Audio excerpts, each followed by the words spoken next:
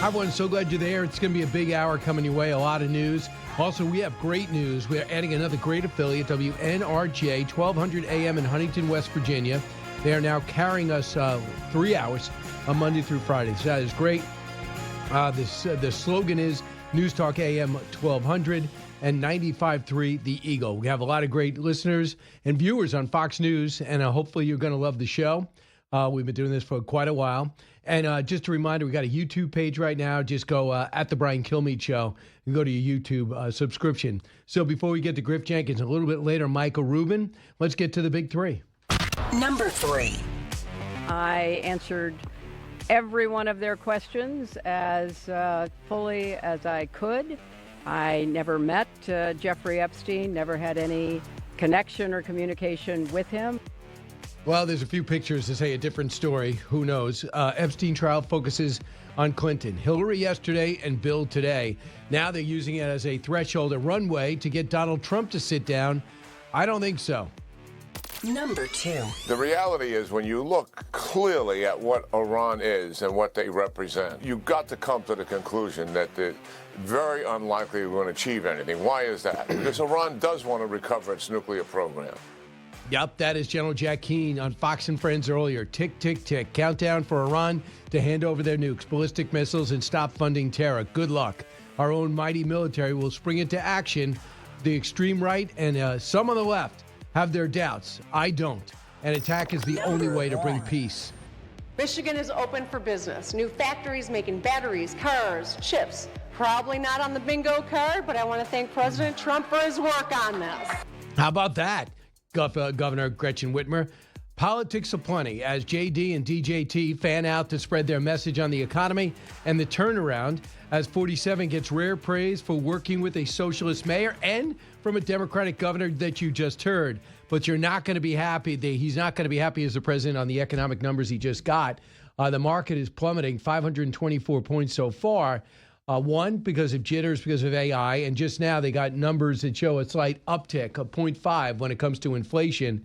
Griff, that's not good news. No, it's not good news, and we'll see what also happens to the markets because they're probably watching, as we all are, what's going to happen with Iran. Are we going to strike Iran? And that's going to have a major impact on the market, and I'm sure that markets will take a look into that in the weekend. And I thought, actually, Jack Keane is so good on our air, and you do such great interviews, but today's interview you did this morning on Fox and Friends was really one of the more powerful ones when Keane was laying out exactly why there's never been a more historic opportunity to set the conditions for bringing down the Islamic regime and really resetting the Middle East after 50 years of nearly domination by them.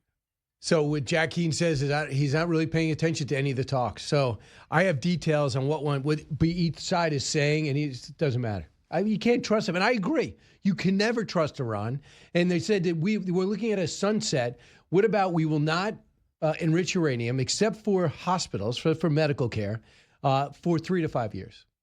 What are you talking about? And then they go, you'll have inspections to be able to look into underground facilities. Really? You're building an underground facility still? In 3 to 5 years, you won't do it? And what about one day, a year and a half from now, and you go, I think I'm going to go enrich uranium. Then we're going to see you're in breach of contract, at which time they'll have missile defense up. The funding will be continuing with Hezbollah and Hamas. And you'll be saying, why did we not go through that window of opportunity? Right. And look, let's walk in Iran's shoes for a moment.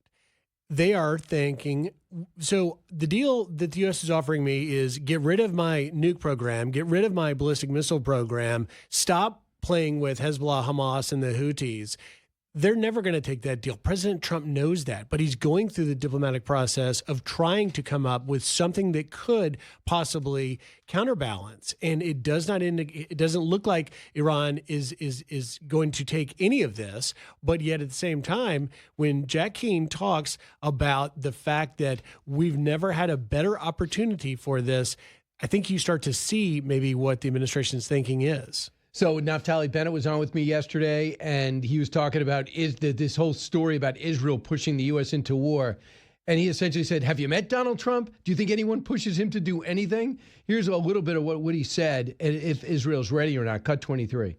We have to be prepared one way or another in effect, the 10 million Israelis living here in Israel, we are the boots on the ground of the free world. We're the ones who will pay the price of any retaliation or something of that sort. But we understand that it's a price that we are willing to pay in order to remove this threat from the world. The only thing he's not categorizing correctly, he says they'll be taking it out of them. I think they're going to be right with us. And this is the first time we're going to be fighting with them. I mean, we did Operation Midnight Hammer, but we weren't on we weren't necessarily in tandem. We were in communication. This is going to be, if this happens, we're going to be working with them very closely.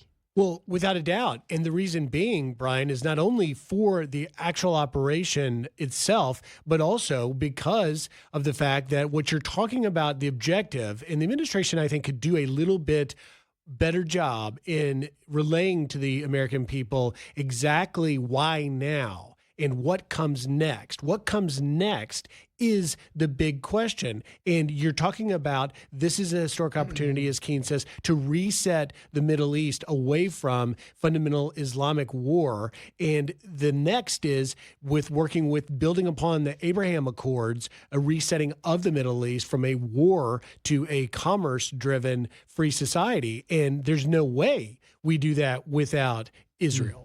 So here's General Keane on this opportunity, cut 30. President Trump is a peace president. There is no doubt about it, given what he's done over 13 months on resolving conflicts that were too challenging for others to resolve, and particularly the United Nations, which doesn't show up at all when it comes to peace. Here's the difference. This president is willing to use force to achieve a peaceful outcome. And I believe that is the path we are on right now. Yeah, and to have sometimes peace, you have to have war. You do, but one thing we know about President Trump is he so far seems allergic to ground troops of any kind. And as Keane did acknowledge in your interview, is that this could be, we could see casualties. And the big fears, of course, a protracted, drawn out sort of thing. I don't think we're ever going to hear this administration say they're looking to put ground troops, U.S. boots on the ground there, but you can't consider an operation like this without talking about that possibility. I know they haven't really identified somebody they can work with, but I would say that maybe the next leader's in prison, in that Evian prison that is right there. Remember, they blew the doors open in the 12-day war, and are wondering who's going to get out. But anybody that's a threat to the regime, they jail. And maybe that's the next leader. One thing we're saying is, not only do they declare war on us and Israel, they're declaring war on their own people. So the only people that want to see them stay in power are the people in power, the people of Iran. And I'm not saying it's going to be smooth, but we're not going to control it. Even if they say the IRGC can stay in control, you're only going to do it to a certain extent, and we're going to be able to monitor your nuclear program. But you can pick up the garbage and you can deliver the mail. Yeah, and you raise a good point about the split factions within Iran, aside from the IRGC, and what is there in the IRGC structure? Assuming that you bring the regime, topple the regime. Obviously, we see these protesters back again, bravely getting killed and just pulverized, fighting for it. It's not clear that any faction could still exist within the leadership of the IRGC that may also be tired of the conditions that exist now. All right, so this came in about 15 minutes ago. These economic numbers are not going to be great when the president goes to speak in Corpus Christi this afternoon. First, he's having a college sports roundtable because there are some problems in college sports, believe me. Meanwhile, the cost of wholesale goods and services rose at an accelerated pace in January for the second month in a row, suggesting persistent inflation that could hurt the economy for at least through the early part of the year. Producer prices rose 0.5% in January. According to the index published by the government, it was the biggest increase in 4 months, the top 0.3% forecast. The 12-month increase in wholesale prices, where inflation tends to show up first, eased 2.9% from 3.0% last month. And that's why the market's having a tough time. So the president has a very specific job in that speech amid negative numbers. And that is, when you step back, it is unbelievable to me that in places like Virginia, where Abigail Spanberger got elected running on affordability, the Democrats are reframing that this administration is causing the economic woes when the 4 years of Biden administration and handling of the Bidenomics, that economy that was an absolute abject failure, that this administration is now trying to fix that. And I think that in the State of the Union and perhaps later today from President Trump, we will hear some more clarity on exactly how this is going to take some time. The real question is the runway long enough between now and November before you're looking at a possibility of Democrats regaining either the House or the Senate? And at that point, all of the things that President Trump's economic stool is built on, the tax cuts, deregulation, tariffs, and of course, private investment really begins to get threatened. All right, so this is the former Deputy Treasury Secretary on last night on the Bottom Line, Michael Faulkner. Here's what he said about the economy. This is prior to those numbers coming out, but the interest rates matter. Cut 8. If you look at what happened to the median mortgage payment between when Joe Biden came into office and when President Trump returned to the White House, it doubled, Dagan. If you look at what interest rates did and what housing costs were at, if you then calculate the principal and interest payment on just the median priced home in the United States, the monthly payment doubled. So that's a bit of a stress, but he went on to say this, cut 9. And so what the president has been focused on ever since he came into office was how do we put in place more sound economic policies so that we can bring down interest rates while simultaneously figuring out how we can create incentives for there to be more housing built.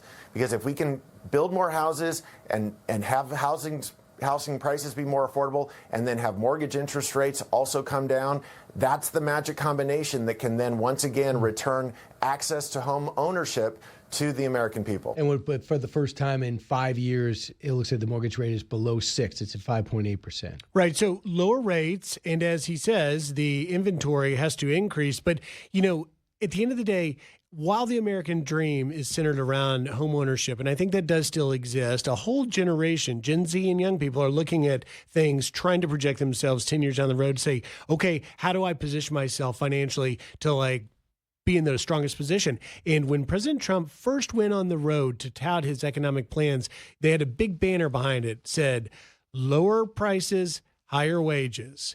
And that message has got to stick. He should be saying lower prices, higher wages in every breath. I thought I was going to hear more about that in the State of the Union. I was disappointed I didn't. But the young people can hear lower prices, higher wages and think that makes sense. Okay, now how do we get there? And if that answer makes sense to young people, then they're going to get on board. Griff, do you have an idea who's going to be on for your 8 hours over the weekend? I can't wait. We got Dana Perino, the one and only Dana Perino, getting her on the weekend. Big deal. We're going to talk about everything from Iran to maybe the economic message today. We'll see where that goes. We've got Benjamin Hall, who has got a children's book out, but he's also greatly equipped to talk about, as we sit with decisions on Iran, the Middle East, and what's going on there. And we have Senator Mark Wayne Mullen, who you mentioned today on Fox and Friends, did a masterclass beatdown on the octogenarian Bernie Sanders when they got crossed during the Surgeon General confirmation hearing, and they got into it with each other. And Mullen basically said, you are the problem. You've been in Congress longer than I've been alive. Yeah, it was great. They talked about health care. We need more money for health care. What are you kidding me? Will you just admit Obamacare didn't work? All right, Griff, we'll look forward to seeing you over the weekend. Fox and Weekends co-host Griff Jenkins. Great job. Thank you, Brian. Back in a moment.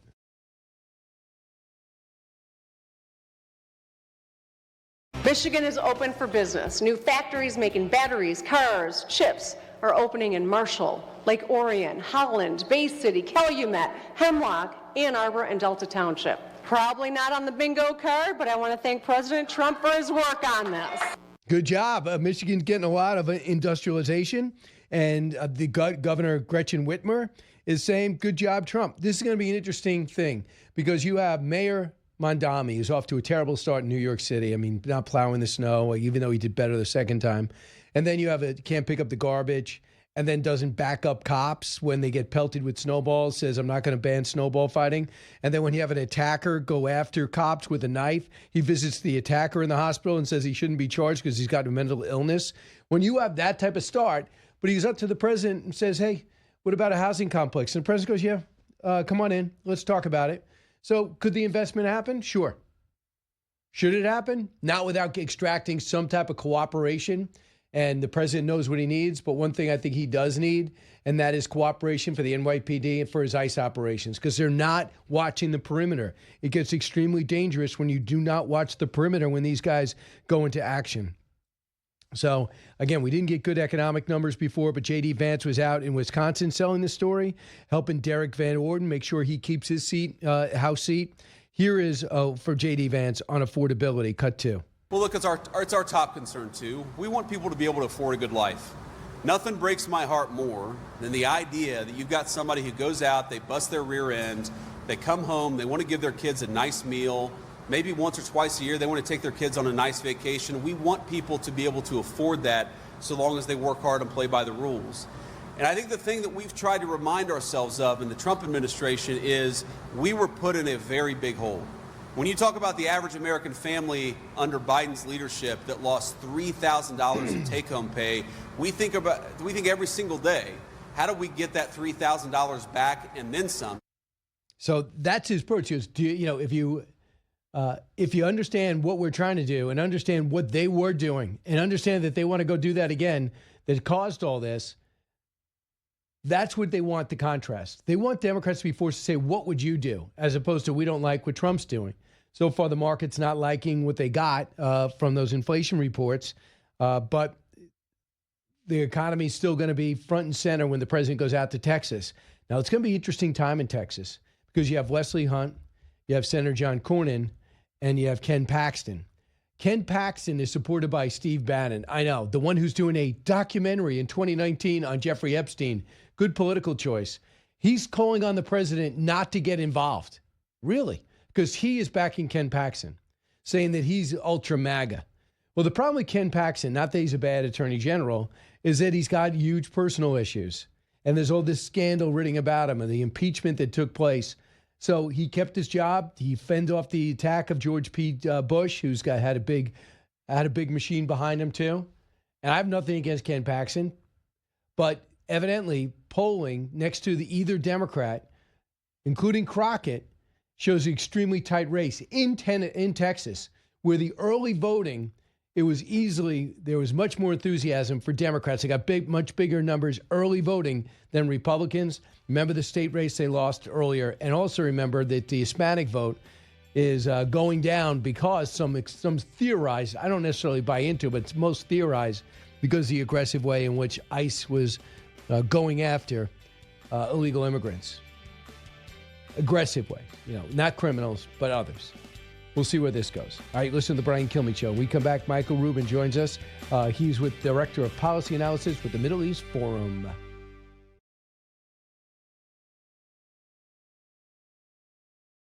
That's certainly what they want the world to believe and what they're threatening. And again, those thousands of missiles pose a real danger. And I know that Marco Rubio and Pete Hegseth and General Keane are explaining the risk to the president, as they should. But of course, Israel and the United States and our friends have a massive, massive military armada in the region. And Sean, it's a lot easier to shoot the archer before he gets off his arrow than trying to knock the arrow out of the sky. Great analogy, which I can understand. Michael Rubin joins us now, Senior Fellow at the American Enterprise Institute. That was, of course, Senator Tom Cotton, Director of Policy Analysis, Middle East Forum. He specializes in Middle East countries. Michael, welcome. This is a very interesting time for your area of expertise. You wrote a column just on saying the president's got to make clear his objective. And whatever you want to say about the last operation, George W. Bush, we knew exactly what he wanted to do, oust Saddam. H.W. Bush, we said he was going to make sure that Kuwait was, the forces were pushed out of Kuwait, left Saddam in power. The objective's got to be clear. What do you think the president's objective should be here? I think the president's objective has to be regime change, because what the president needs to understand is that Iran's playbook has two possible plays. One is to bog him down in negotiations until the clock runs out. The other is to come up with some sort of agreement, which they're going to violate the second that Trump is removed from office. And so the only security, if Trump wants his legacy to be secure, is to ensure that the supreme leader is gone and his regime. The problem has never been the nuclear missiles. It's been the guys who would wield them. So how about if that's the policy, but politically it's not the best line to use, correct? Absolutely, it's not the best line. But here's the thing. The president doesn't want boots on the ground. If you have regime change, there's a chance of a vacuum. You don't know what's going to come next. What I don't understand is if you have 95% of Iran's oil going through the Karg oil terminal, which is 10 miles off the coast of Iran, why don't you simply take that? And then if Iran can't export 95% of its oil, it can't pay its Islamic Revolutionary Guard Corps. It can't pay its Iraqi militias, and then the whole regime comes tumbling down. So you mean shut off the oil? Shut off the oil. Shut off the oil. This is what Ronald Reagan did in part back in 1988 in Operation Praying Mantis, Brian, when he took out one of the oil derricks in the Persian Gulf. So just bombing, you say, and going for the ballistic missile plants and going after finish off the nuclear weapons and bombing maybe the bases of the IRGC. You said that's not going to be enough. Well, here's the problem with just bombing the IRGC. I support getting rid of the missiles. I agree with Tom Cotton here. But in 2007, the Revolutionary Guard reorganized so they put one unit in every province, 32 different provinces. Each of those units has an arms depot. What are we going to do to secure those arms depots to make sure that bad guys don't rush in and get them the way that happened in Iraq or Libya? That's a good point. So when you look at our assets right now, what are we capable of in the region? Well, look, we're capable of almost anything when we have two carrier strike groups. Because remember, when we're talking about carrier strike groups, we're not only talking about the F-35s and so forth. We're talking about the destroyers. We're talking about the cruisers. We're talking about the submarines that come with an aircraft carrier. But this is what worries me. When I hear that Arab states in the region won't let us use their airfields, I see this as a barometer of their intelligence services assessing how serious Donald Trump is. When you have a hornet's nest, Brian, you have two good options. One's to leave it alone. The other one's to get rid of it. But you don't want to sit underneath it, lightly tapping it with a stick. And when the Arabs are saying, we're not going to participate, to me that signals that they have talked to Donald Trump and the U.S. intelligence community, the military, and they're not sure that we can pull this off. That's interesting. Or they don't want to be a target. And they think if they play a role, and they say, well, we're going to go after Saudi Arabia, they could say, what do I have to do with it? Well, you're absolutely right that that is a concern, but their biggest goal would also, they have no love for this regime. They would want to get rid of it. But, you know, here's my other concern with all the talk right now. If Iran retaliates, I'm much less concerned about what happens in Beirut and Basra and Baghdad than I would be what happens in Bangkok or Burbank, California. And the reason is that Iranians with sleeper cells and terrorists will hit us where we're least expecting it. This notion that they're just going to hit us in the region, that's something that we need to it's just a false assumption that's going to hurt us. How infiltrated do you think they are into our country? I haven't seen much terror attacks from them. We've seen threats. We've seen some arrests. But has there been indications of cells? Well, there are indications of cells. In 2006, there was an incident in Arkansas where an Islamic Revolutionary Guard Corps veteran had infiltrated the Arkansas National Guard. Then you remember that in 2010, there was a plot to kill the Saudi ambassador in Washington, D.C. by exploding a car bomb outside Cafe Milano, a popular restaurant. What's important to understand is that in many of these cases, the Iranians don't necessarily do things themselves. They reach out to the cartels. They reach out to other criminal gangs. And this is the same play that they also engaged in back in 1994 in Buenos Aires, when they blew up the Jewish Cultural Center. Here is Senator Tom Cotton on what Iran might be able to do. Cut 26. That's certainly what they want the world to believe and what they're threatening. And again, those thousands of missiles pose a real danger. And I know that Marco Rubio and Pete Hegseth and General Keane are explaining the risk to the president, as they should. But of course, Israel and the United States and our friends have a massive, massive military armada in the region. And Sean, it's a lot easier to shoot the archer before he gets off his arrow than trying to knock the arrow out of the sky. I don't know who was calling significant progress from that meeting this morning. It sounds like it may have been the Iranians. Remember, they believe for 47 years that they can't win a war, but they can win any negotiation. I think with Donald Trump, they're likely to lose both. So have you ever seen the Iranian people, Michael Rubin, as exercised and motivated as they've been over the last month? And they've paid a bloody price, but it's been pretty persistent. It has been pretty persistent, and they definitely do want regime change. But here's the problem.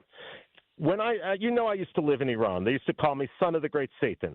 And one thing that just overshadows all Iranian thinking is the Iran-Iraq war, where they had a revolution to get rid of a dictator. They were promised Islamic democracy. They got neither, but they got a war that killed 1 million people. That's what keeps Iranians on the fence. That said, if they see that we're serious, I think they will move ahead. The question then becomes what's going to happen, because Iran is a country with 40 potential generals and presidents for each potential private. So wait a second. So you think they move ahead in what way if they thought we were serious? Look, if what I would be saying right now, Brian, is if I were Donald Trump, I would tell the Islamic Revolutionary Guard Corps, you have 3 days to defect. And if you don't defect, you will likely die. We need to make clear to the forces that are repressing the Iranian people that their time is up. If that happens, I think the Iranian people will return to the streets and this time be triumphant. That's interesting. So do you think that the next leader in Iran is in prison? Do you know names of people, if gotten out, would have the popularity to unite that country? Well, certainly the son of the former Shah has the most popularity. I'm not sure whether he has the organization to pull this off. And you know that I worked in Iraq during the invasion and so forth. One thing that a lot of people forget is the CIA had inserted a cleric named Majid al-Hoy, who was very pro-Western. We had a lot of hopes on him. And then what happened is he was hacked to death the day he arrived. What I'm worried about is if we talk about inserting the former crown prince into Iran, how are we going to keep him alive? And can we even do that without boots on the ground, which, of course, is a red line? That said, there's a lot of other labor union leaders. There's a lot of other civil society leaders who are emerging. My biggest fear is you have 3 or 4 different people emerging, some backed by neighboring states, and then you have a civil war. So do you think from the best you know, of course, we don't have satellite images and infrared images, is it possible to destroy their ballistic missile capabilities or set it back like we could their nuclear facilities? Yes, absolutely. It takes a long time to fuel these missiles. They don't have as many as they used to. And if we look at the timing of the June 2025 war, that was determined by when the Iranians were reconstituting their anti-aircraft missile capability after the April and October 2024 Israeli strikes. If we can knock out their S-300s and their other anti-aircraft missiles, we can do so with the ballistic missiles, which are a bigger target. That ultimately needs to be the objective. So when you look at Hezbollah, they got a bill. I asked the Israeli officials. They said roughly how much did Iran give Hezbollah in 2025? $1 billion, which is down from the year before, obviously. So now they have the IRGC, if reports are correct, rebuilding Hezbollah personally because they're in tatters. Hamas gets financing too from Israel. If you could put that regime flat on its back as they scramble for power, does that free up more time to further destroy Hezbollah and really move forward with different phases of peace as Hamas scrambles for arms and money? Yes, it absolutely does. But look, I spent part of the summer in West Africa interviewing Lebanese diaspora about money laundering to Hezbollah because while the Israelis knocked out Hezbollah's military, and I went to Beirut recently into Hezbollah's neighborhood, I counted the people missing eyes and fingers at a cafe, which was symbolic of their defeat with this Operation Grim Reaper and so forth. But if we don't uproot that financial network, they are going to regrow. But when we talk about finances, Brian, this is the big elephant in the room with regard to Iran. Many people estimate that Iran, over the past 40 years, has lost up to $2 trillion in sanctions and lost opportunities for development because of its nuclear program, its nuclear ambitions, and so forth. If Ayatollah Khamenei, the supreme leader, were to give this up right now, the nuclear program, he'd have to explain to his hardliners, not just ordinary Iranians, what they sacrificed for, how they lost $2 trillion. That's one of the reasons I don't think he's ever going to be sincere in giving up his nuclear program, because I don't think he can survive that concession. What would you like to see happen, Michael? I would like to see Ayatollah Ali Khamenei frog marched out in chains the way Nicolas Maduro was, so that he's humiliated, and this Islamist terrorist ideology, which he represents, is basically delegitimized forever. That would do something. That would do more. Get this 86-year-old out. You don't think it would exercise the religious extremists to say we have to take action and look at this guy as a hero? I actually don't, because many of first of all, not to quote Osama bin Laden positively, but you remember that he once quipped that everyone in the region loves a strong horse.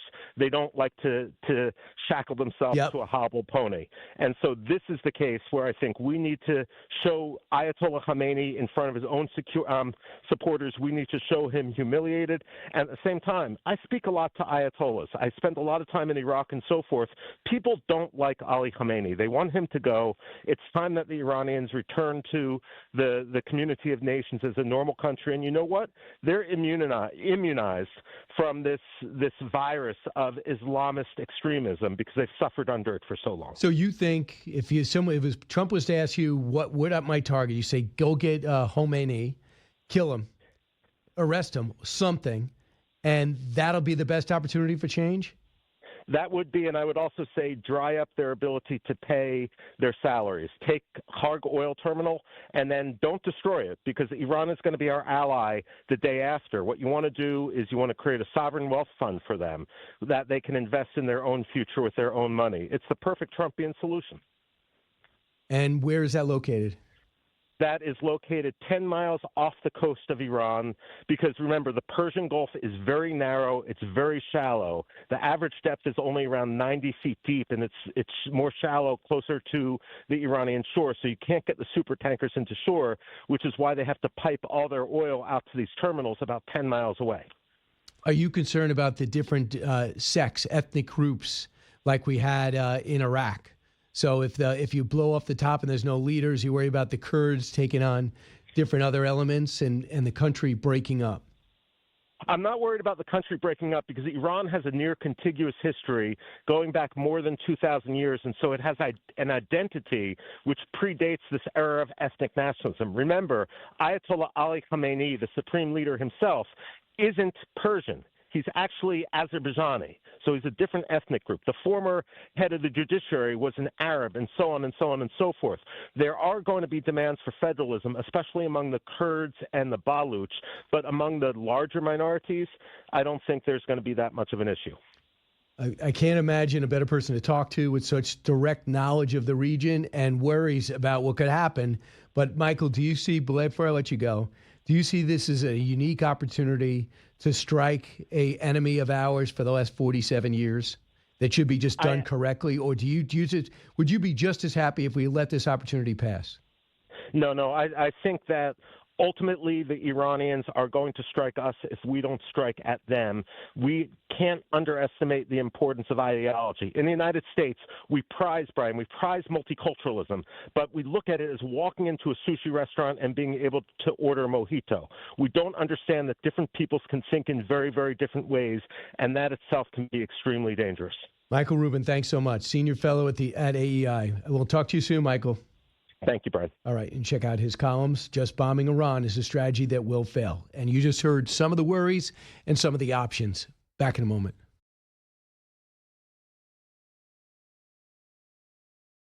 You know what the SAVE Act would do? Require that people show a birth certificate or a passport to register to vote. I don't have the exact numbers in front of me, but it's something like 40% of Americans don't have those documents. Okay, if you can't get a passport, you can't get proper ID to get on a plane, or to be able to drive a car, or to be able to go into a building. If you're a messenger or work for Uber Eats, you need IDs. So check out the SAVE Act. The 40% is totally inaccurate, and she just is instinctively saying whatever the Republicans propose, I'm against. Meanwhile, it's another 80-20 issue. 80% want ID. And why is that? Fundamentally, they want their vote to count too. They want Democrats to get elected honestly and fairly, and they don't want it canceled out by some man or woman that's going to vote multiple times or vote illegally. So the SAVE Act, in fact, the president put that up again today. So yesterday, the Republicans came to the White House and they just brainstormed about where they should focus on over the next 9 months. And it looks like the main thing that they walked away with was on the SAVE Act, because the president put that out this morning that the SAVE Act's got to get passed, don't delay. I also, if I'm the president, try to get as many judges passed as possible. One thing about Mitch McConnell, he was relentless in doing it. I hear it's been very, very slow, and that's intentional. Keep in mind, too, we're coming up on One Nation over the weekend, Sunday night at 10 o'clock. I'm going to have H.R. McMaster join me. And as you know, the Lieutenant General is also a military historian, was a national security advisor to President Trump in the last term, and he really has an understanding of the region. We also have with us Rowe, who's going to break down this battle plan over in Texas. And we also have Carly Shimkus joining us. We're going to look at the cartels and what was actually done. That's going to be interesting, too. You're listening to the Brian Kilmeade Show. Don't move.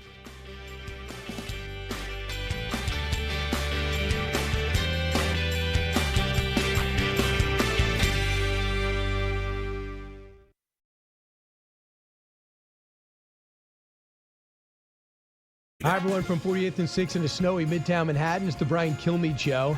We're going to have Olympic gold medalist and now professional wrestler, but not the fake wrestling, the real wrestling from RAF, Real American Freestyle, is going to be on with us today. Henry Calujo, he's going to be here. He's one of the headliners. And Real American Freestyle is the fast-growing sport in the country. And now ESPN and Fox Sports are trying to get it, and they've been so loyal to Fox Nation, so that is great. So also some great news. We just added a West Virginia station over in Huntington, West Virginia. They added the Brian Kilmeade Show Monday through Friday, all 3 hours, 9 to noon, WNRJ. So thank you so much, everybody, at 1200 AM and 95.3 FM, The Eagle. So before we get to our in-studio guest, Senator Shelley Moore Capito of West Virginia, let's get to the big three. Number 3. I answered every one of their questions as fully as I could. I never met Jeffrey Epstein, never had any connection or communication with him. There you go. More of this. Hillary Clinton, the video will be available shortly. Meanwhile, Bill Clinton today. Epstein trial focuses on the Clintons. Hillary says I never met him. We see some pictures showing she's laughing with him. Bill will get blasted today. There's a hot tub shot with a girl's face blacked out. How do you get through that? The Epstein files never stop. Number 2. The reality is, when you look clearly at what Iran is and what they represent, you've got to come to the conclusion that they're very unlikely we're going to achieve anything. Why is that? Because Iran does want to recover its nuclear program. Yep, General Keane knows it. Tick, tick, tick. Countdown for Iran to hand over their nukes, ballistic missiles, and stop funding terror. Good luck with that. Our mighty military is ready to spring into action. The extreme right and some on the left have their doubts. I don't. An attack is the only way to bring peace. We'll explain. Number 1. Michigan is open for business. New factories making batteries, cars, chips. Probably not on the bingo card, but I want to thank President Trump for his work on this. Yep, that is Democratic Governor Gretchen Whitmer. Politics aplenty as JD and DJT fan out to spread the message on the economy, although they did get some disturbing news when it came to inflation, as 47 gets rare praise, as you just heard, from a mayor, a Democratic mayor in New York, and a Michigan Democratic governor. With us right now is a Republican, Senator Shelley Moore Capito. Senator, welcome back. Thanks, Brian. Great to be in studio. Well, a lot. So I just got to tell you this, the inflation numbers came out about 90 minutes ago, and they're going to be challenging as the president heads out to Corpus Christi. Producer prices rose 0.5% in January. According to the index published by the government, it's the biggest increase in 4 months and topped the 0.3% that Wall Street thought they'd have.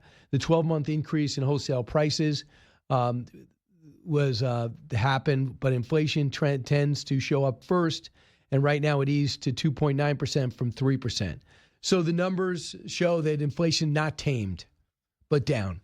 Yeah, I mean, I think that's troubling to the American public. Certainly where I live, in this great state of West Virginia, and great to know we have a new station taking your show. That's good. In Huntington, love that.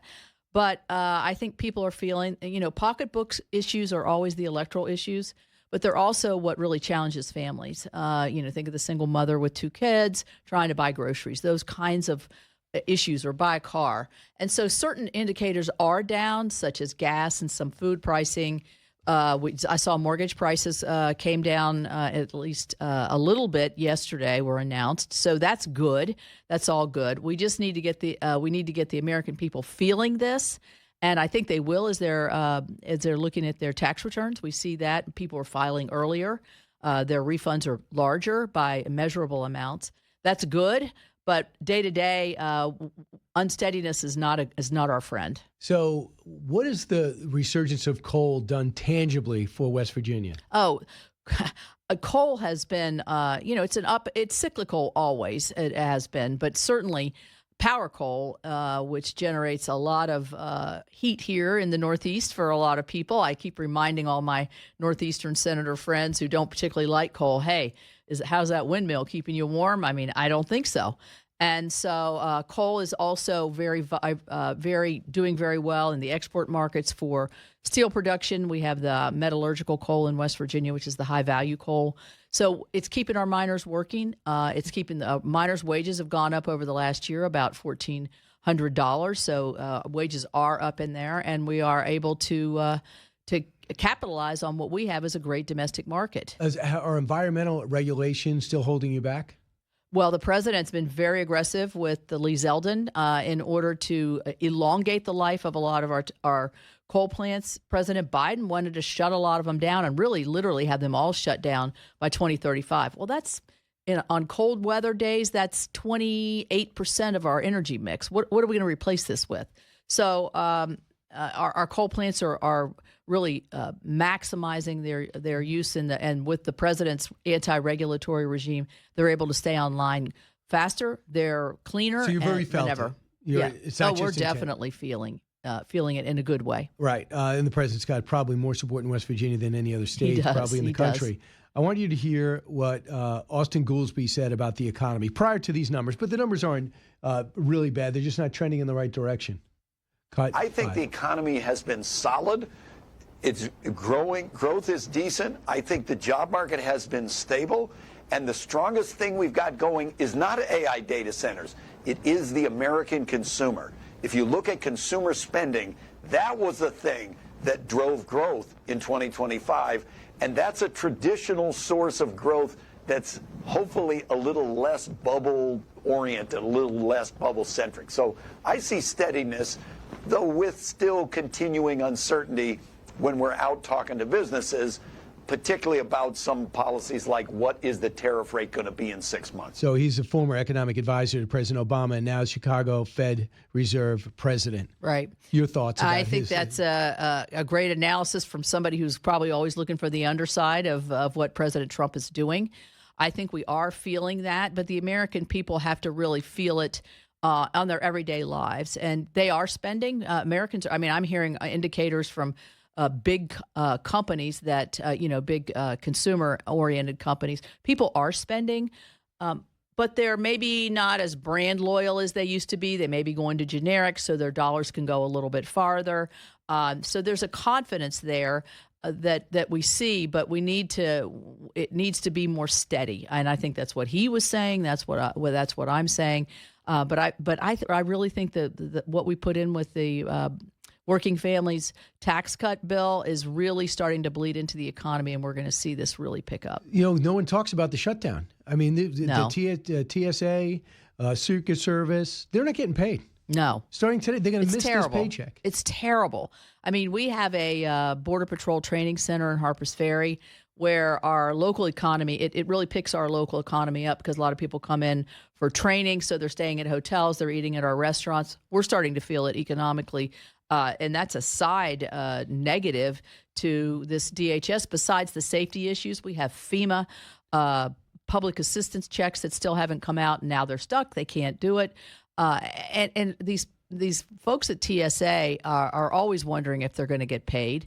It's such a disservice. I mean, if the Democrats would just vote for the bill that they negotiated previous to a month ago, it has reforms in there that they want. And by holding this up, they're not hurting ICE and Border Patrol. We funded that in the big, beautiful bill. So they want changes. They want judicial warrants. They're not going to get that. Chuck Schumer, tell me if this is right. Senator Schumer said we sent a proposal over to Senator Thune, and we're waiting for a response. Is that true? No, I don't think that's true. I think staffs are working on it. Whether John Thune has reacted publicly, I think I've heard him say that the judicial warrant, that's just that's a smokescreen for them to be able to hold this up, to keep an issue in front of the American public for political reasons. So you have Tom Homan goes up to Minneapolis, makes changes, talks about body cameras, talks about more investigation onto incidents, talks about de-escalation training. These are the things that are already built into the bill that the Democrats agreed with 6 weeks ago. And so I think they're hanging on to an issue that really is going to hurt people when you see Secret Service, Coast Guard. Think a disruption of drugs coming into this nation on the Coast Guard, on the seas. To me, it's just a very harmful exercise, and they've taken hostage an agency that we really need. Yeah, no doubt about it. When we come back, Senator, you have another segment for us? Sure, yeah. When we come back, I want to talk about Iran, some of the risks. What do you think happening? Because you were in office during the Iraq War, and the president's brilliant operation taking out Soleimani and Maduro sitting in a Brooklyn prison.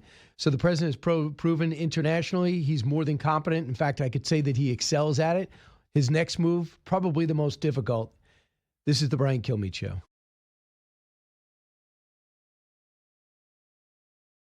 I don't know who was calling significant progress from that meeting this morning. It sounds like it may have been the Iranians. Remember, they believed for 47 years that they can't win a war, but they can win any negotiation. I think with Donald Trump, they're likely to lose both. That is Senator Tom Cotton talking about negotiations that took place yesterday. And some of the things that have come out of the meetings, one in the morning, one in the afternoon, the Iranians had interesting things to say from morning to afternoon. They said after the first session, they said essentially it was odd because the Trump team didn't seem to agree on what their objectives were. Well, in the afternoon, they wiped out that problem. And essentially they emerged saying that we're looking for zero enrichment for 3 to 5 years. And minor enrichment for just medical reasons. That's not going to get it done. And we also know they said the American side wants to talk about ballistic missiles. Yes, of course, and financing of terror proxies. They're not even talking about that. And the one thing that they've made it clear is there's going to be no sunset provision on any deal. That's what President Obama did.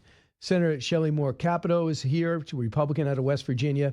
Senator, your reaction from what you hear about the talks and where you think we're going in Iran? Well, I think the president emphasized, and the vice president did yesterday, that diplomacy is still the preferred route here.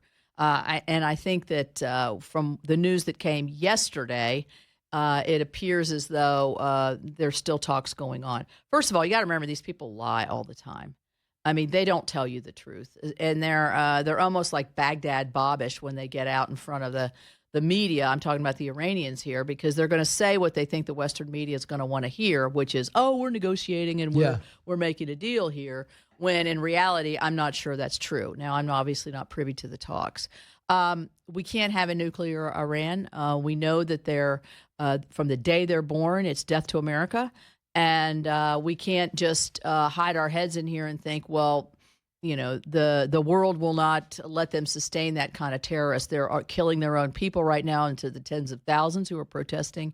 And they have a whole different value system that we have. So you got to start from that and then look at the terrorist groups that they're funding.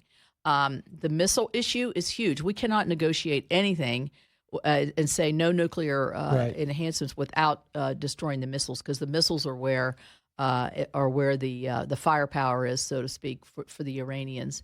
But I'm going to choose to say that the diplomatic route is the route, the preferable route. I don't know what the timing on this is, and I don't know how patient the president's going to be. Here's what General Keane said. He gives no credence to these talks. Cut 28. Iran is already continuing to support the proxies in the region, which means at some point they will be upgunned again with a potential to attack Israel. And we've already had the evidence that Iran is willing to kill as many people as it takes inside their country to put down any idea of a protest or an internal regime change. That is who we're dealing with. He just listen, he said, I don't think the talks have any chance at working. Yeah, I mean, that's discouraging to hear from him because I respect his opinion so much. At the same time, I'm going to listen to the president and the vice president, and maybe they're sending, signals of that to the Iranians that this is the preferred route. You better listen to us.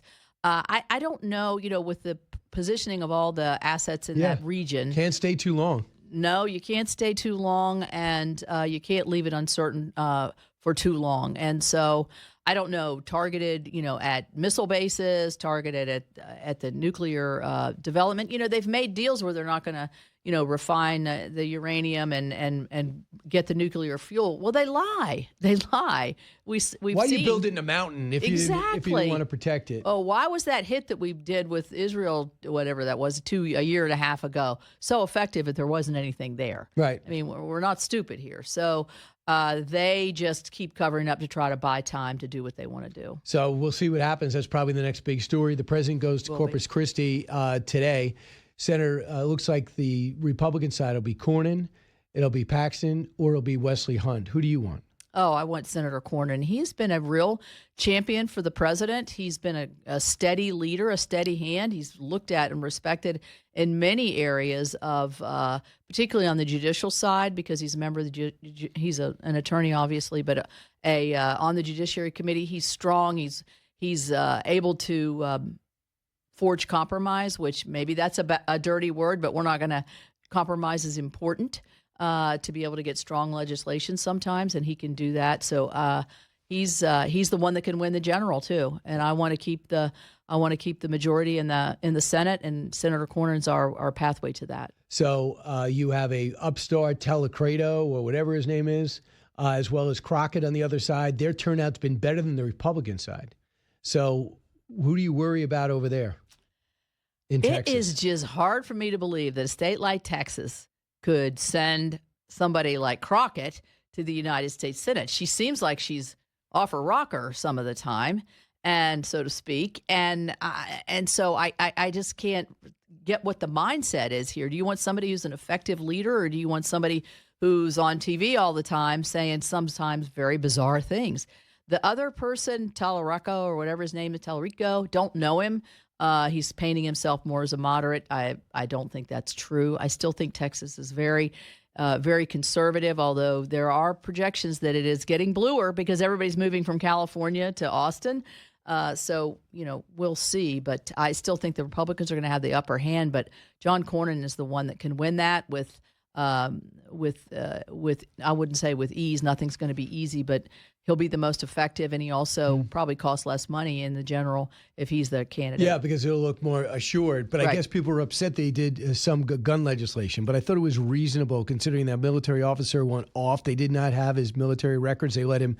He had some psychological problems in the military. He was able to bring his gun, and he ended up shooting up a church. Right. So he said, we want to make sure that those records transfer to the civilian world. Right. And another part of that bill that we do all the gun checking and all the gun registration in West Virginia. The FBI center is in West Virginia. It's hundreds, millions of these a year applications.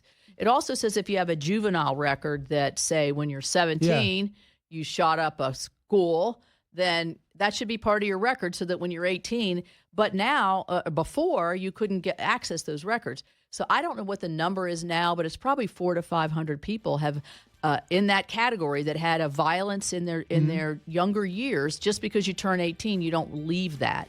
I want to keep our schools safe. Yeah, and that's one of the ways to do it. I thought he did reasonable gun. It was reasonable. Yeah. Senator Shelley Moore Capito, always great to have you. It's not red flags, I can tell you that. That's true. By the hour, we talk wrestling, and that's very similar to politics. So we'll find out. Without the singlet, you'll listen to the Brian Kilmeade Show.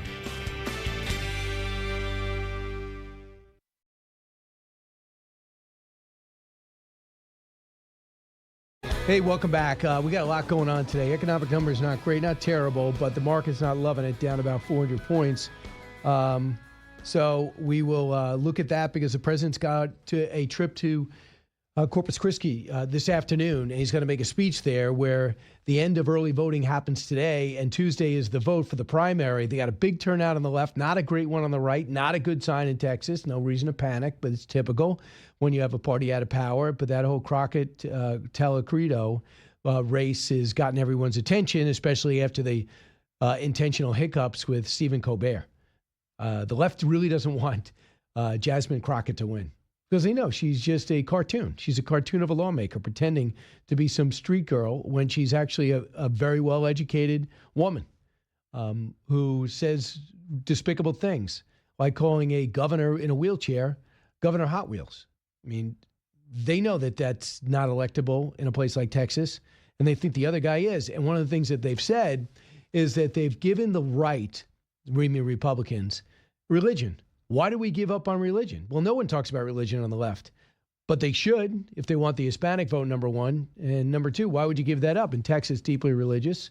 So they have a little problem with the Sharia law things popping up now, which I can't believe is happening in Texas, but indeed it is. So that's pretty clear. A couple of things stand out from that happened yesterday. As usual, in Donald Trump's world, nothing happens orthodox. The mayor of New York made it be clear he wants to come visit the president, at which time Mayor Mamdani, who, if you're in New York, you know, all of our greatest fears are being realized because he's terrible for the cops, terrible for law and order, pro encampment when it comes to the homeless. We had 19 people freeze to death. He had two opportunities to back the cops. Both times he punted, he balked, he looked the other way, and I know he'll pay the price for that. So the president of the United States still saw him. They had a meeting. I think he asked for $12 million to build an apartment complex. He says, all right, I'm going to consider it. And they went. And then the president of the United States, a couple of days ago, got a compliment from Governor Whitmer. Now, why would he get a compliment from Governor Whitmer? Because Governor Whitmer over in Michigan is the beneficiary of a lot of his build-outs on his power plants, on his data centers. And here is what she had to say. Here is Governor Whitmer, who went to the Oval Office early, especially because the president won Michigan. And Rogers almost won Michigan, and now he's going to go back, and I think he's going to win this time and flip that seat. Here's what she said yesterday. Michigan is open for business. New factories making batteries, cars, chips are opening in Marshall, Lake Orion, Holland, Bay City, Calumet, Hemlock, Ann Arbor, and Delta Township. Probably not on the bingo card, but I want to thank President Trump for his work on this. Why not do that? Especially here in Pennsylvania. I think Josh Shapiro would do the same thing, would benefit himself the same way. Meanwhile, Josh Shapiro is looked at as one of the front runners, according to the New York Times, number 2 likely to get the nomination. As of now, Gavin Newsom, they say number 1. And Josh Shapiro's got a problem. In his party, they're very anti-Jewish, very anti-Israel. He's Jewish and proud and pro-Israel. Number 2 is he's at war with Fetterman. So Fetterman's a moderate. He could deliver some people for him, but they hate each other. What's that about?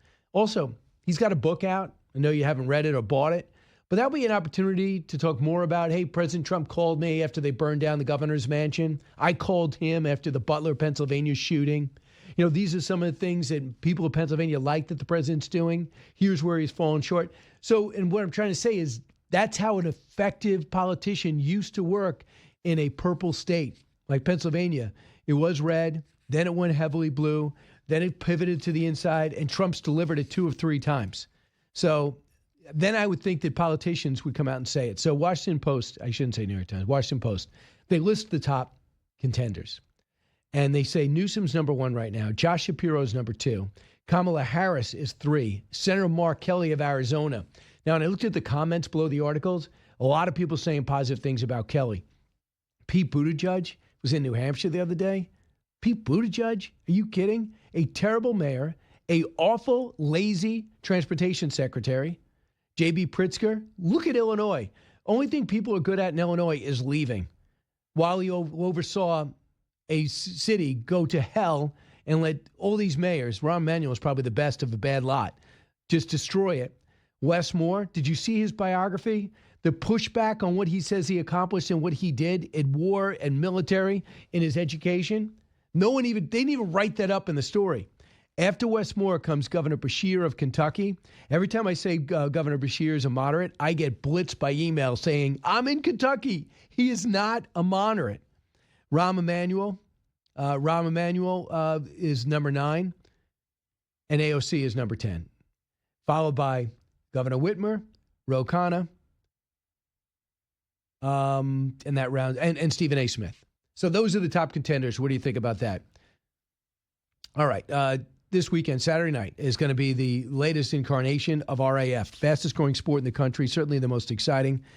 They have two-division MMA world champion, Henry Cejudo. He's going to be out there wrestling today. But joining us now, the co-founder and CEO of Real American Freestyle, Chad Bronstein. Chad, you ready to go back into action? No, it's me. It's Henry Cejudo. Oh, okay. I thought we were getting Chad. We just we switched. Henry, thanks so much for joining us. I know you're training. You got your family, Cejudo, Henry Cejudo there. He's an Olympic gold medalist, two-division MMA world champion, an RAF headliner. Henry, what is it like? What's it like going into this as opposed to something I see in mixed martial arts?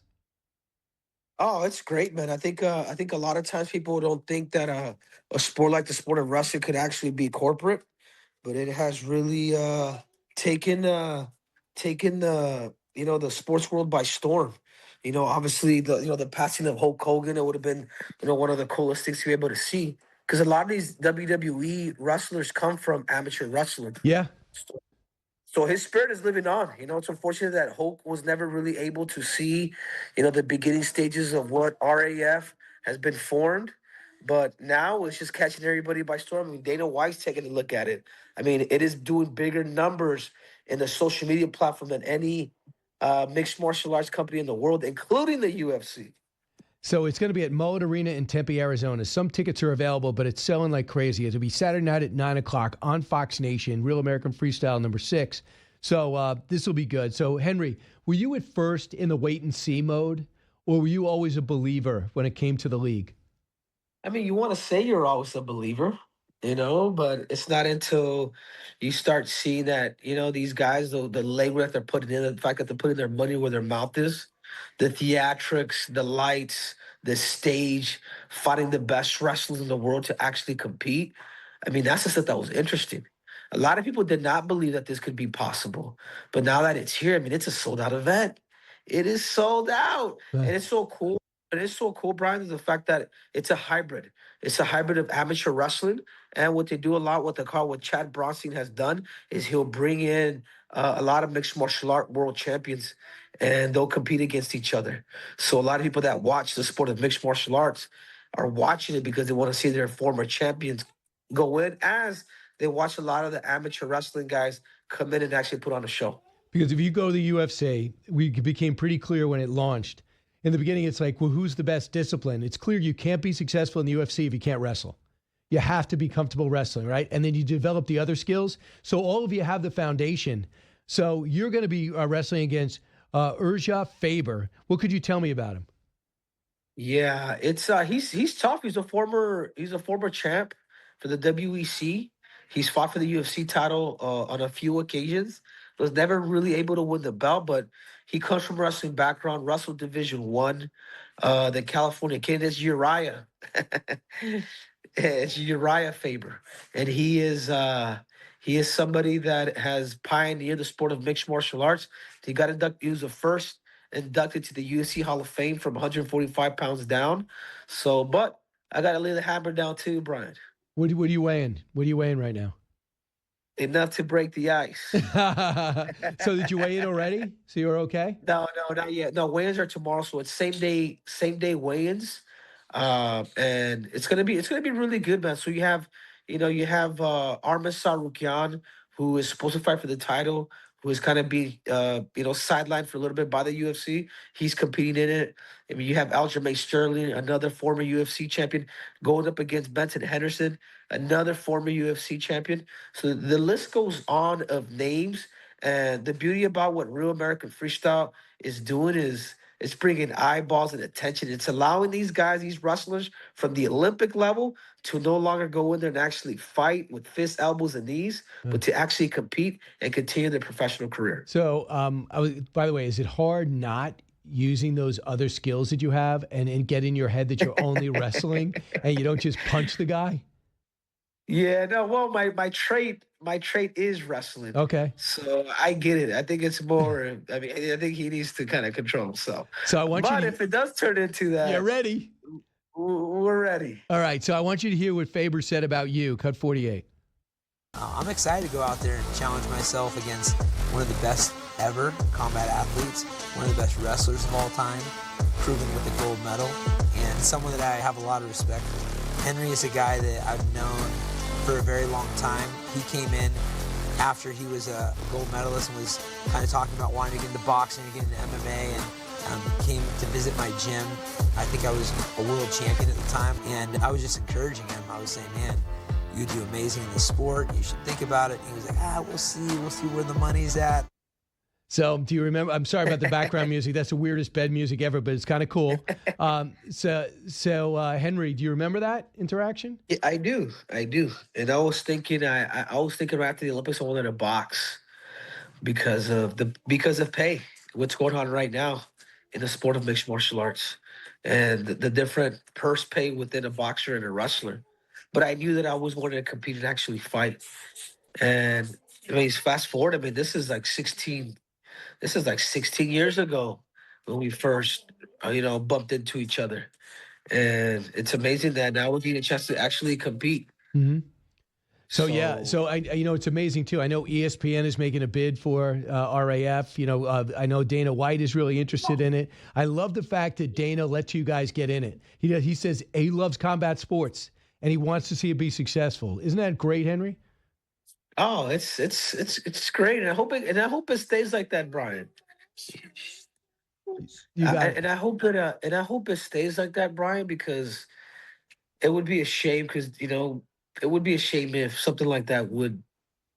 I don't even want to think about it. Right, but who's next to you right now? Is that your child, son or daughter? Yeah, my daughter. My daughter's America. That's what I named her. Can we see her? Patriot. Yeah, of course. America, come here. They want to see you. Come here. You want to see? Is it okay, or is she shy? Henry Cejudo is here. He's getting set on area. Now she's going like this.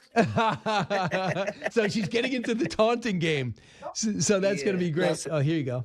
No, so this is my daughter, America. Oh, man, that's very patriotic of you. Yeah, America, how are you? Oh, she can't hear, right? Or can she hear? No, she could hear, but maybe she doesn't want to talk to me. She probably doesn't. How are you? My daughter's actually trilingual. Wow. So she speaks English, Spanish, and Portuguese. That is amazing. Yeah. So Henry, what is it like knowing your family's watching when you're fighting, as opposed to when you first started wrestling? Just you out there and maybe your parents, and now you have your kids and your wife. Yeah. Oh, it's special, honestly. Like, we were thinking about having them stay in, but I'm just like, no, they can stay up a few hours later than their actual bedtime, because how many times are they gonna watch me compete? And I want to be able to hug them, take a picture. Whenever I flex, they flex with me. So I'm excited for that. All right, awesome. So Henry, good luck, and you're gonna stay with the RAF, and good luck today. It's obviously you're headlining this big event, the 6th ever, sold out at the Mullet Arena in Tempe, Arizona. The broadcast starts at 9 p.m. this Saturday, the 28th. Yeah, no, thank you so much, Brian. I appreciate you guys. Make sure to download the app at Fox Nation. We're going to put on a show for you guys, so you guys do not miss out. All right, and you know what? Don't win quick. I want to see all the periods. I want to see all 3 periods, okay? Leave it to the end. Go get them. I'll think about it, Brian. I'll think about it. All right, tell America I said hi. It was great seeing her. She's beautiful. Back in a moment. Yeah, thank you.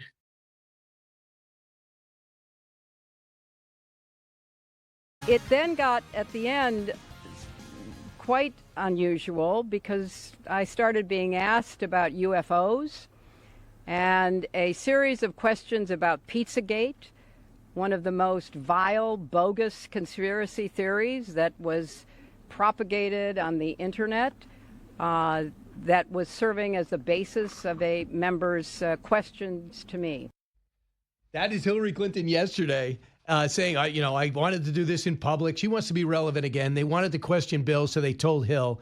The one thing the Republicans should have seen coming, the minute Bill and Hillary Clinton were forced to testify when they realized they were going to be subpoenaed and, you could go to jail like Steve Bannon, they said, okay, let's do a deal. And they did a deal. They'd go up to Chappaqua and they would interview her there. But it would open the door to say, I want President Trump to testify. And he'll say, well, I'm a sitting president. Well, when he's done. But if the Republicans win the House, just so you know, if you're thinking about it, if you're independent, if you're undecided, Republicans lose the House. This is all it's going to be. They're not going to look to produce anything, compromise anything. If the Republicans lose the House, they are going to nonstop investigation. And they're going to just say, we want Donald Trump to testify about about the Epstein stuff. But the Epstein stuff, it's one after another. Trump was 100% right about one thing, especially when it comes to Epstein. There's going to be a lot of people whose names are in that. They're going to be paying a price. This guy, Borge Brenderson, who's he? Well, Borge Brenderson is the CEO for the last 8 years of the World Economic Forum. He popped up in the Epstein files. It doesn't look salacious, but it looks like he's cavorting with Maxwell and Epstein. He resigned. You got Mendelsohn, who seems like a pretty complicit in every step of the way. The ambassador to England, from England to the U.S., gone. He's going to be charged. And you got, of course, you have the Prince Andrew, no longer Prince Andrew. Now he's going to be convicted. He looks really complicit in all this. And then you have Peter Attia, longevity expert, unbelievably bright and smart. His book's been a bestseller for, 2 years? 3 years. He's got a contract with CBS, gave that up as done. He was cavorting with Epstein. I think it was after he got arrested. So I didn't even know Peter Attia and Epstein were on the same planet. They're 3,000 miles away. But it goes to show you the rich, the famous, the powerful all know each other. And these are all parties you get invited to. You don't really do background checks on them. That's why people were kissing up to Weinstein for years, but they also knew that he was an unsavory guy, unethical guy, doing some crazy things. But they say, well, he makes a lot of movies, and I'm an actor, and I'm a producer, I'm an investor. He's got good parties, and I go. But now you're seeing this all come together. I can't believe how many people this guy interacted with. The former CIA director, William Burns, he gets out. And after getting out of the CIA, he wants to get into the private sector. You know what they say? Contact Jeffrey Epstein. Right? He knows everybody.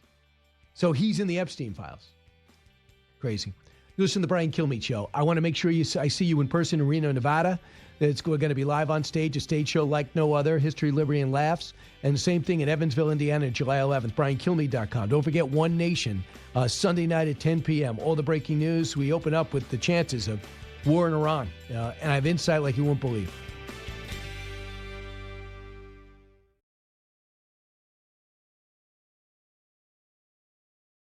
It's not Brian Kilmeade. It's Shannon Bream, because Brian Kilmeade decided he was going to go take a restroom break, get a massage, pick up some snacks. I don't know where he is, but I'll be sitting right here talking about things I want to talk about until Brian gets back. Really? And what do you want to talk about? I'm back, but I'm curious. What's on your mind? Do you want to talk about lip gloss, my new lip gloss? It looks good, right? It looks great. It's glossy, but not too much. Right. It's just understated. Yeah, you don't want people saying, who's the woman with lip gloss? But you want people saying, I like that woman, and she has lip gloss. She looks fresh and appealing. Yeah, fresh and appealing. But you know what I did? I was told to get more protein, but I don't eat red meat. Oh. So they said, why don't you try bone broth? Mm-hmm. And it's great. But I was out. Is it literally just like a soup kind of thing? Yeah. I know everybody's into it. I'm late to the game. Oh, really? Can you see that? Ooh, that looks sort of chunky. What are the chunks? Well, I haven't stirred it yet. I mean, I had to get it. I was running bone broth. I feel like bone broth is going to be something clear. Like a chicken noodle soup minus the noodles. This is sriracha. That looks like there might be some nuggets of something floating around in there. I'm going to stir it. I should have people. Pete, you should be stirring. You should be Pete, do you want to add to your long list of things you do to make Brian's life livable? You're not going to have to stir his chunks. You can revamp my whole resume. It's going to be bone broth stir. Bone broth chunk stirrer. That's what it's going to be. But I want you to create the whirlpool without splashing over the sides. That's all I And preserving the nuggets. Right. So, Shannon, how are you? What brings you to New York? Are you doing the 5? I'm doing the 5. I'm going to do America Reports Day. I'm doing all kinds of goodies. Oh, you're hosting America Reports? No, but I'm going to show up and see if Sandra has any questions for me. All right. Well, that's good. Sometimes she'll just go, got nothing. And then I'll start talking about chunky bone broth. And that's going to be my topic for today. I'm pretty sure John Roberts wouldn't allow that. He would. Well, I feel like those two are pretty healthy. They probably know the bone broth thing better than I do. Yeah, I was in Washington, did not see you. I was there Monday, Tuesday, and Wednesday. I did not appreciate that, by the way. I know that Were you even in the building? Of course I was. And I did hear you running among the halls a little bit. And I was like, I wonder if he's going to come see me. And then my heart was broken when I realized the answer was no. Can I say this? I get lost in the bureau. They did such a good job that I have no idea where anything is. Mm-hmm. Likely story. Do you? Do you know how to ask someone, hey, where's Shannon Bream's office? Right. And then what if they say, don't know. I don't really, the big time network anchors don't really want people dropping in on them. Right. And Dan Rather never did. Dan Rather. I'm more of a Walter Cronkite. Really? You think you drop in on Cronkite if you just... I think you probably have to make an appointment. Right. See? But, go through my assistant. If I have time, we'll make it work. And it probably wouldn't have. So this is going to be very interesting. I really get the sense of TikTok countdown towards a conflict in Iran. It feels like Venezuela. It feels like Operation Midnight Hammer. Do you too? You feel It does. And we know that the head of CENTCOM, of course, has briefed the president. He knows what his options are. He's got just about everything in the region he could need if there's going to be a kinetic strike. So, listen, we're told they're going to have talks in Vienna next week. Do we get that far, or does something happen this weekend? So we also saw that Admiral Cooper came. Brad Cooper. So Admiral Brad, he came and visited the president yesterday because he's the head of the Middle East. So you have General Donahue, who's head of Africa, as well as Europe. Europe's not playing a role. I mean, this is our first joint. This will be our first joint military strike, besides the 2 days on Operation Midnight Hammer, with Israel. I mean, I'm sure we're coordinating. And I don't think there's a better military pound for pound in the world aside from us in Israel. And nobody has better intelligence there. Doesn't mean this is not without risk.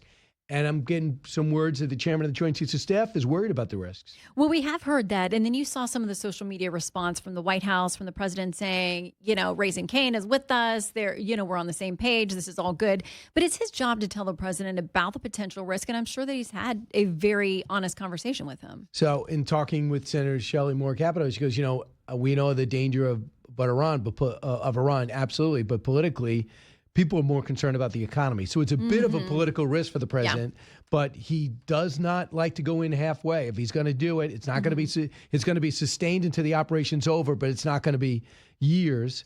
I want you to hear with General Keane, because it's somebody, are you booking him? I think we have General Kellogg this weekend. Which is great. We love General Keane. I don't think he was available. And General Kellogg, of course, was in charge of Ukraine until recently. Cut 29 is General Keane seeing this as a window, an opportunity. An historic opportunity, because Iran is vulnerable and weak, weaker than they've ever been in the 46-year history of the regime. Right now, today, that gives us up an opportunity to put in place a comprehensive joint operation with Israel to really set the conditions for a regime change. So, and he's exercised about it. I mean, and he is read in. He's got great contacts with the president. Of course. Yeah, and the question is what comes next? There are a lot of people who feel like, I need to hear more from the president. We thought we might get more at the State of the Union to explain why this moment, why now, why this is so elevated at this moment in time. And what comes next? Of course, if you get rid of the mullahs and the Ayatollah, that would be a huge blessing and gift to the people there. I mean, so they can have freedom, so they can breathe. And we don't know what comes next, though. I mean, you have a regime that is remarkably unpopular with its people, and you're seeing that. That's not spin. But the one thing that did not help them is when Steve Witkoff came out and said, they're a week away from a nuclear weapon. No, they're not. Either last year wasn't truthful. Yeah. I mean, it's one of the two. Or it just wasn't accurate. I mean, either we blew up the entire program for a sustained period of time, or we didn't. And now we have to do this, which is why I think so many people want a better explanation on why this moment. Do you think, my feeling is it's not going to happen before, it could be during and after, because they want to have that element of surprise. Eli Kohanen, who's a former State Department Deputy Chief Envoy to combat anti-Semitism, said this about what Iran's doing with China. Cut 32. China has been Iran's leading buyer of oil, and it is how they fill the state coffers. It's how they pay for their terror proxy activity. It's how they pay for the IRGC, the Basij militia, which has been killing Iranians on the streets, 36,000 protesters. Right. So oil is a very big part of this picture. And I just had Michael Rubin on, who was born in Iran or spent considerable time in Iran. In Iraq, he had a big role. And he said that if you can corral the oil field and then control it, you'll really control the country. That seems to be very much up Trump's alley. It does, but it begs these questions of people who said, we don't want to be involved in any more foreign conflicts, or what are we doing with Venezuela? What's the next step in regime change there? Fair elections, that kind of thing. Do we want to get involved in controlling the oil fields in Iran? I mean, for a lot of people, they voted for this president and this vice president who said they didn't want these foreign entanglements. And Vice President Vance has said anything we do in Iran, if it turns into a strike, it is not going to be a prolonged thing. He says, quote, no way on that. But once we get involved, we're involved. Yes, but the president's also got elected to solve problems. And Venezuela is a problem. Cuba is a problem. And Iran is a premier problem. And the challenge is Russia and China. There are direct adversaries, competitors, pick a word, but you cannot have any semblance of order in the Middle East. We're going to be redoing the Iranian support and the militia attacks. every 3 or 4 years. And Trump, I think, sees himself in a unique opportunity to make history, not without risks. And they're going to be targeting our 40,000 troops in the region. So it's going to be, as General Keane says, sometimes you have to fight war to get peace. So that's really what we're seeing. Here's Naftali Bennett. He's a former prime minister of Israel who might be the next one. I know he's running. Cut 23. We have to be prepared one way or another. In effect, the 10 million Israelis living here in Israel, we are the boots on the ground of the free world. We're the ones who will pay the price of any retaliation or something of that sort. But we understand that it's a price that we are willing to pay in order to remove this threat from the world. And that's what you're probably going to be talking about on Sunday. It's either going to be more looming or active. I mean, it's an existential threat to Israel's existence. Iran is, and all of the proxies that flood out from Iran and what it funds and what it does. We know that. We're going to talk about it with General Kellogg. We're going to have Tim Kaine with us, a strong foreign policy voice for Democrats, and also Dave McCormick from the other side of the aisle. And we'll try to see where we're at. But there's so many other issues. This is the headline, but D.C. is dealing with so many other things that we got to get to. Yes. How about DHS and opening it up? Yeah. When you traveled here, did you take the train? No, because I was in Dallas and I felt like it would take too long to get here. Okay. Could have saved some money. I did fly. I was going to get a covered wagon from Dallas That would save to a lot New of York. monot That would save a ton of money, but I wouldn't be here by now. So, but TSA, I haven't run into the trouble yet with TSA, but they're going to start missing paychecks now. And remember, air traffic controllers and all these people. They're angry anyway. They are, and they're frustrated because more than half of America lives paycheck to paycheck. They tell us that. The numbers show us that. And so for people, even if they're going to get paid back like they do after a government shutdown, they are going to be missing rent and groceries and that kind of stuff. Remember last time people were taking second jobs as door dashers and all kinds of things. That's not sustainable for you to work 2 jobs all day long and only get paid for sort of one. Yeah, you're not talking about Dine and Dash, and you're not talking about... Nope. Yeah, this is like DoorDash. Yeah, DoorDash. It's not like one of those things where you go to the restaurant and then run out. No, but you're forcing the people maybe into that because they're not getting their paychecks. Right, that's one way, yeah. We don't want people to feel like they have to go there. Say that. But if they don't catch you, you're keep running. free. Absolutely. But you're probably caught on some doorbell camera.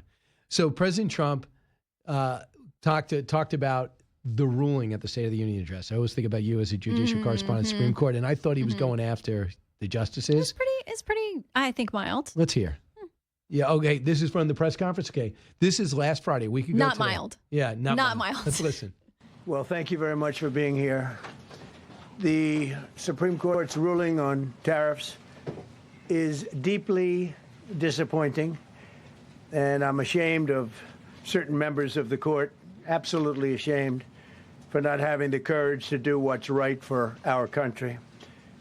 I'd like to thank and congratulate Justices Thomas, Alito, and Kavanaugh for their strength and wisdom and love of our country, which is right now very proud of those justices. He went on. He was angry. He did. There was talk of foreign influence, of them being lapdogs and rhinos and all kinds of stuff like that. But it's interesting because Democrats were loving the Supreme Court last Friday. And so, like I asked, Minority Leader Hakeem Jeffries was on with us Sunday, and I'm like, does this mean you're going to stop talking about packing the court and term limiting and everything else? I mean, people are happy with the court when it sides their way. They're angry with it when it doesn't. They just try really hard not to listen to the noise and to be as apolitical as possible. Were you surprised? And people keep bringing this up. I said there's a downside to it, but they didn't say what should happen to the money they collected. A little bit, because during the arguments, there'd been a lot of discussion. How do we undo this? Justice Barrett was one who mentioned this is going to be a mess. So we thought there might be some guidance. There was a question whether the court made the ruling prospective. And I don't know how you could do that to say, oh, what you did under IEPA was illegal, but it's only counts moving forward. Yeah. So I think the court said that's not our job. Our job is to read the law and tell you whether you violated it or not. It's not our job to tell you what to do with the repercussions of this. Right. So I think the administration should not wish for that. Because imagine if they said you can't do it and you got to return the money. Mm-hmm. Then there'd be no contest. It would save a lot of litigation, which is going to waste a lot of money over the next few years. So so far we have FedEx And we have Senator Schumer saying return $1,700 to every American. But have you seen many other lawsuits? Yeah, there were hundreds of companies that had already begun to file their claims with CBP because it would come back through Customs and Border Protection, these refunds. At least that's the first bite at the apple to go there. And they wanted to be in the front of the line in case SCOTUS did what it did. So there are already a lot of companies in line. Now, whether they go formal litigation like FedEx, I think there's going to be plenty of that as well. What, they might go for a settlement? Possibly. I mean, here's the thing. During the lower court cases fighting on these tariffs, the Trump administration had made the representation to the courts, we will pay out to these plaintiffs if we ultimately lose at the Supreme Court. Now, that's just a handful of people, those plaintiffs. This was not a class action suit. So that was my question to Ambassador Greer. Okay, you've already told these plaintiffs, if we lose, we're going to give you your money back. Well, then what's your argument against the hundreds, if not thousands of other companies that are going to come and say, okay, you lost. It's time to pay us back. Well, how about the trade deals that were cut? And, to get them to the table, you had to say 20% tariffs or 100% tariffs. So South Korea, Japan, the EU, UK, they just did Indonesia. So what about those deals? India said we're putting off, they were supposed to come on Monday. They put off their visit. The EU put off their vote. So, but those trade deals are still stand. Will they be impervious from the decision? Well, the president has so many other levers. So some of those deals that were already set and made, they can't say, oh, well, we made that deal because we thought that these IEPA things were going to be bad for us. You made a deal. And the administration has said very clearly, hey, countries out there that made a deal, we expect you to live up to them. But they have so many other levers now with these tariffs that they think that they're going to be able to get to where they were under IEPA. It's just going to be more complicated and take time. But don't they evaporate in 3 months? Some of them do. Some of them require congressional reauthorization, and that's going to be really tough to get. Good luck with that. Yeah. And some of them are limited on the amounts that you can do. So there are real challenges with it. So Congressman Rodriguez, is it Rodriguez? On the border. He's had problems with, I guess, a girlfriend who lit herself on fire. Tony Gonzalez. I should say. And who's a real strong voice, a military veteran, very good on the border. How much pressure is he under to resign? He is, but remember, as you well know, and as our listeners all know, that GOP margin is so tight that there's not going to be pressure on him from the GOP to go. And what the speaker says is, I have a consistent position. I also advocated for George Santos before he was actually convicted of anything that he shouldn't go. And he said, we can't have members just getting kicked out because there are allegations against them. So that's his position on Gonzalez too. He's not going to pressure him, as far as I know, saying there's been no conviction. There's no, fact finding of wrongdoing. So we're not going to push him out. So who's on your show Sunday that you know of? It is going to be General Kellogg. It is going to be Senator Keane. It's going to be Senator McCormick. We also have Michael Whatley, former chair of the RNC, who's running for a Senate seat down in Texas. In North Carolina. And that's a seat Republicans really need to hold on to if they're going to control the Senate moving forward. So we'll talk to him about the challenges. So the chance to flip in New Hampshire, chance to flip in Michigan for Republicans, but they're under pressure everywhere. And Texas is a lot messier than it should be for Republicans. Unless it's Senator Cornyn. Senator Cornyn seems to have the best path in the general, but the hardest path in the primary. Yeah. And so they go to the polls Tuesday. We should know whether they go to a runoff, because if you have, nobody getting to 50+1, you're going to go to a runoff, which is more money the GOP's got to spend down there. Right. And Wesley Hunt, we can't forget. Shannon Bream, we're going to watch you on Sunday, wherever you are. Where are you going to be on Sunday? I'm going to be Sunday at 10 o'clock. My first guest is going to be H.R. McMaster. Going to call Rowe on this Texas race. And I'm going to talk about the cartels from someone who used to be right in there dealing with Mexico and how bad this whole thing is going to be. Wasn't that crazy over the last week down there? It's crazy. It's life and death, and it's terrifying. And the CIA says, thank me. I'm the one who told you where to get that guy. So, all right. Well, dance party on Sunday night? No dancing. I'm going to keep asking until you say yes. I never met a dance floor that did me any good. Back in a moment. Bye.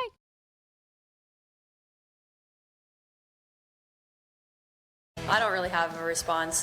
It's unfortunate, the conversations surrounding it, where it's gone throughout social media. But all I can say is I've never been more proud to pull on the USA jersey, and I think for a lot of us, it's the honor of a lifetime to represent our country on the biggest stage. And we went over there with one thing in mind: to bring home a gold medal for our country. And pretty incredible that we got to do it men's and women's. That's the first time that we've ever done that. And she wants to move past. That's Megan Keller, USA women's hockey player, scored the winning goal to give them the gold medal and beat Canada also in overtime. And she wants to get back to playing professional women's hockey. And she wants some attention on the Boston Fleet, the team that she's a captain of, and was saying enough about the controversy about the president's joke that the men laughed at and didn't stop, I guess. But, if you look at the situation, you totally understand it. And the guy, bottom line is, the men and women got along great. They stayed right next to each other in their dorms. They went to all each other's games. So you're not going to create a rift between them. I just hope they all go to the White House. It would be great. I know there's some snowboarders that aren't going to go, but I hope they all do. You listen to the Brian Kilmeade Show. When we come back, more breaking news. Don't move.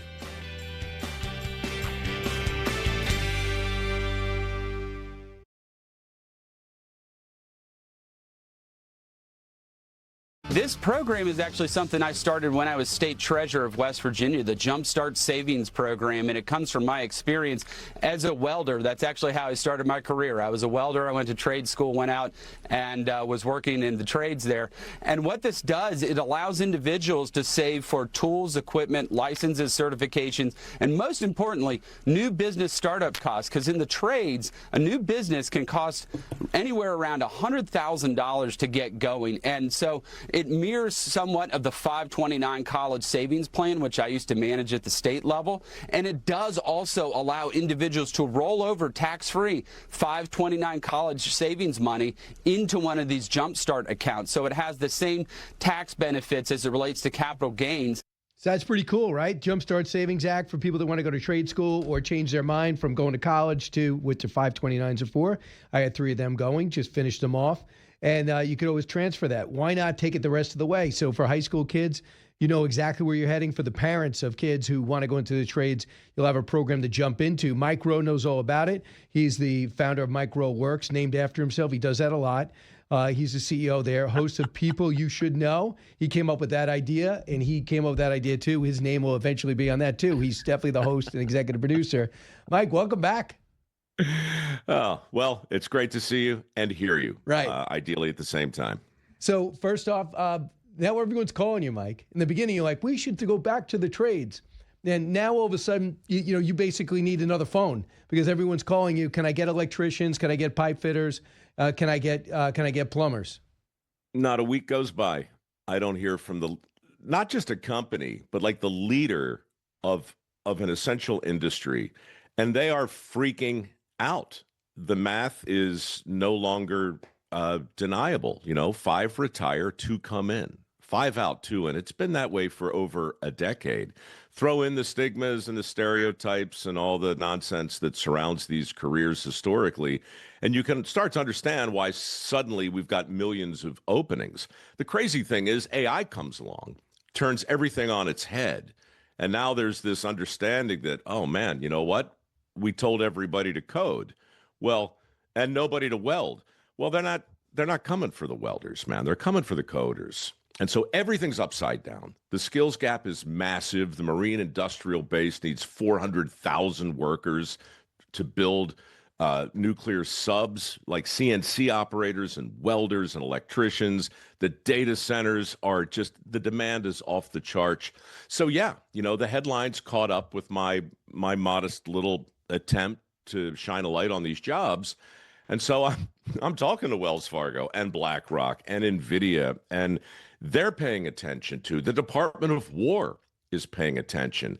And that congressman that you just highlighted, Riley Moore, he's got his head screwed on straight, man. This is a great way to focus on a barrier to entry that a lot of tradespeople experience when they try and hang out their own shingle. So it's really a love letter to skilled trades and entrepreneurship at the same time, which is why I'm pulling for him and, hoping people hop on board and get this thing through Congress. Have you noticed more kids? I know you got 2,700 roughly students that you help pay for their trade school tuition. Are you getting more applicants? We're up to 3,400 now. Okay. Yeah, we've got this year. My goal is $10 million in work ethic scholarships. Last year we did 5. The year before that we did 2.5, maybe 2.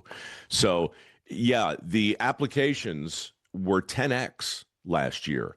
So that's good. I mean, Gen Z is getting the memo. a lot of parents and guidance counselors and teachers, I think, have gotten the same memo, which basically says, hey, $1.7 trillion in collective student debt is a problem. You know, we're lending all kinds of money we don't have to these kids to train them for jobs that don't exist anymore. Meanwhile, the trades are on fire. People aren't trained for them yet. I don't even know that we have enough human capital standing by to fill the gap. But you're turning around a tanker, right? I mean, it's perceptions and hearts and minds and ideas and beliefs. Those things don't change overnight. But yeah, to your earlier point, you know, we've been at it 17 years. And even though I did put my name in the title of the foundation. I'm a smart guy. Well, you know what? To be honest, it was supposed to be MICRO, mikeroweWORKS, like a small attempt to help one individual at a time. Bill Gates was going to sue me, so I just went with my name and it stuck.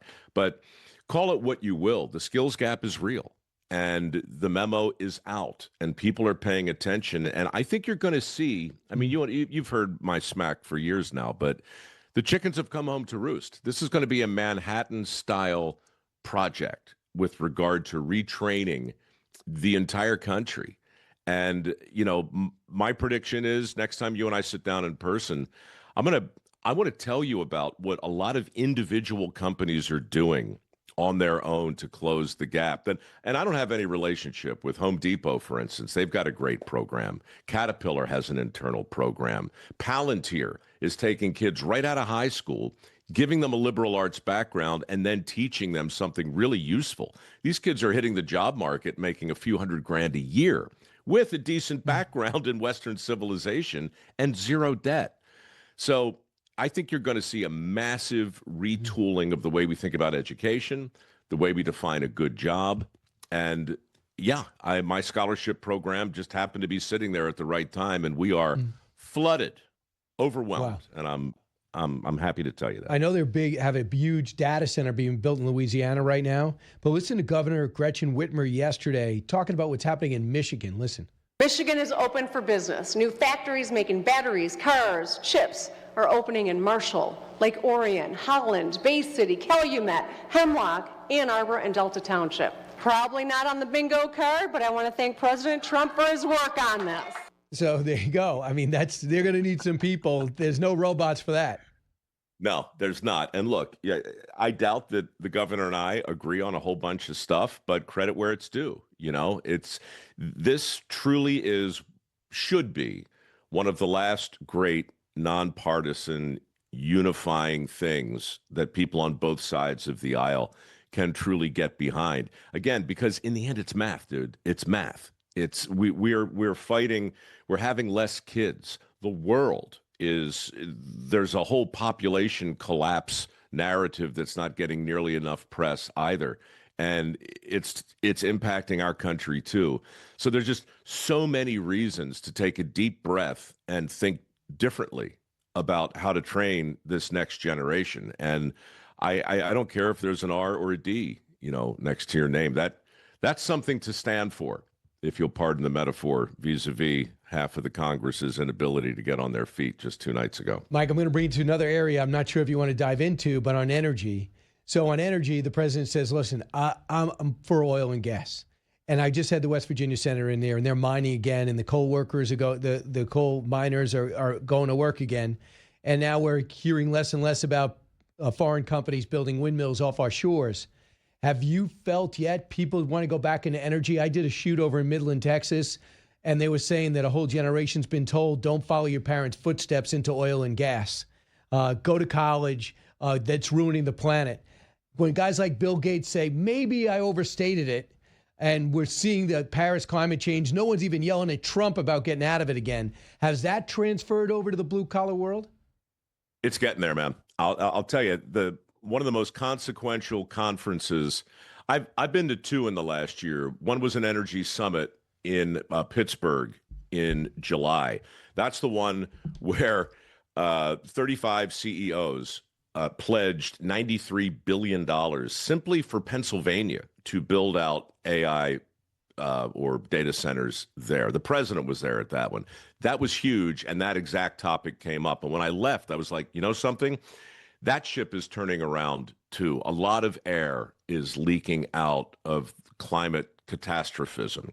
The other conference is one you should know about. That's coming up early this April. My friend Alex Epstein puts it together in Newport.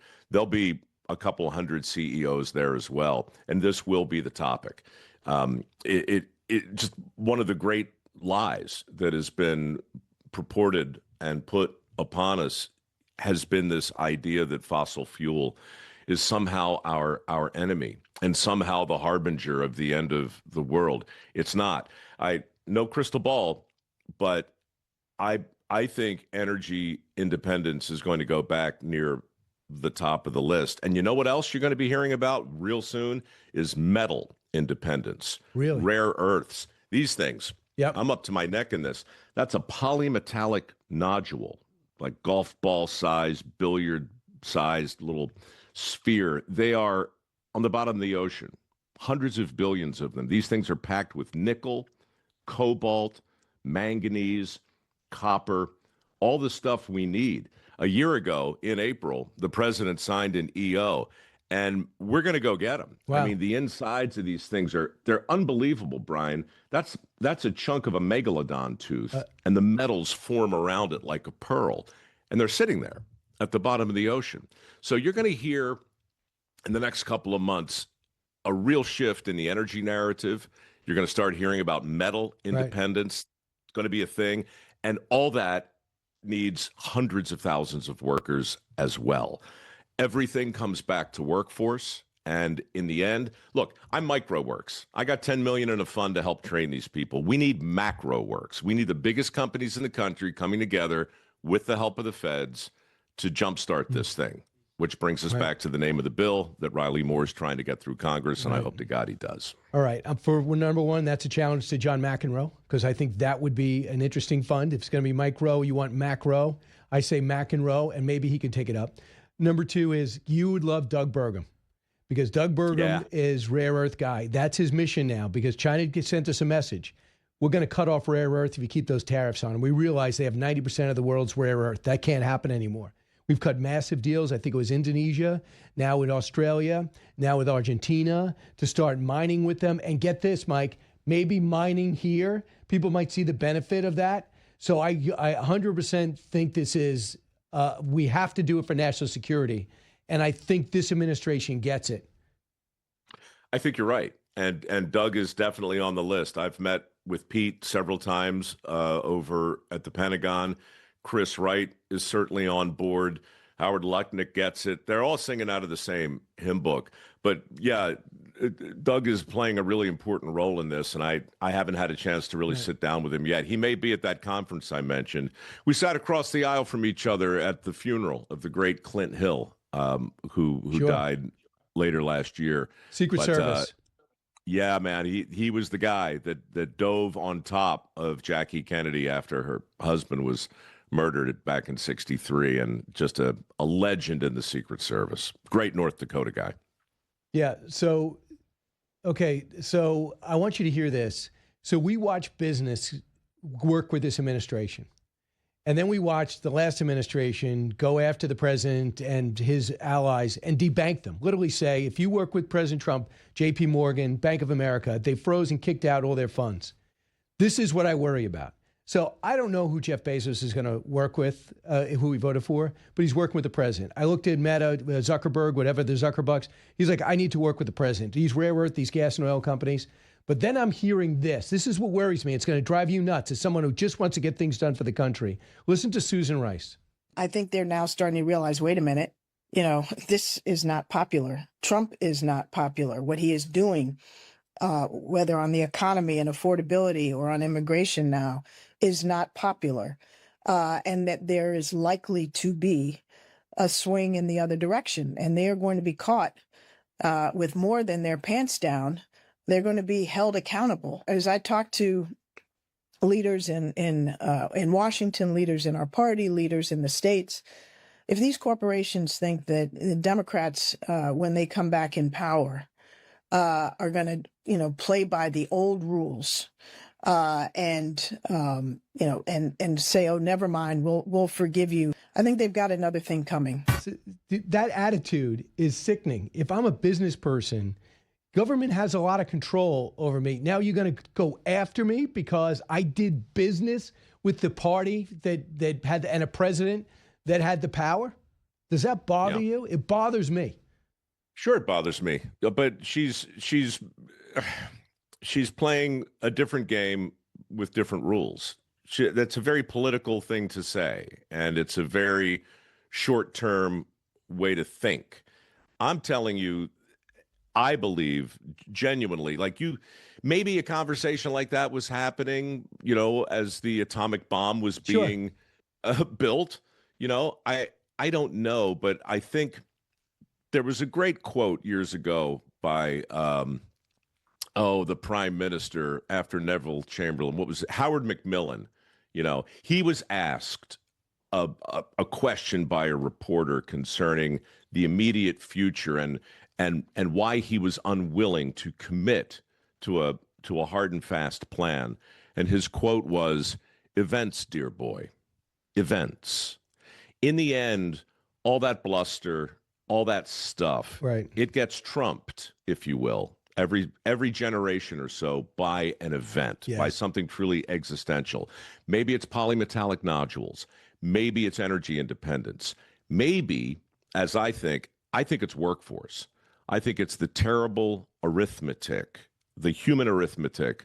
Great book, by the way, by Nick Eberstadt. But we're dealing with that right now. And all of that, wait till the next party gets in, this and that. Sure, that's consequential. And in the near term, it can have an impact, I guess, on a businessman's decision.